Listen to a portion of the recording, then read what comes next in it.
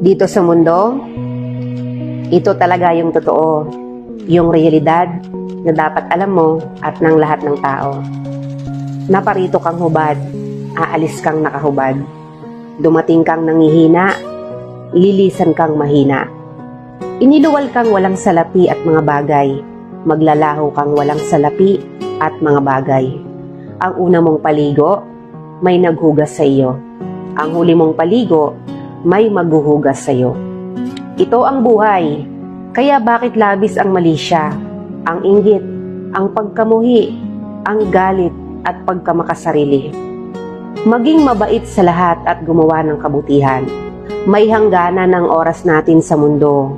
Huwag sayangin sa walang kabuluhang bagay. Manalangin at higit sa lahat, huwag na huwag nating sasambahin ng pera. Dahil kahit anong dami ng pera mo o ng ari-arian mo, kapag binawi ng Diyos ang buhay mo, iiwan mo rin yan at hindi mo madadala sa iyong pupuntahan.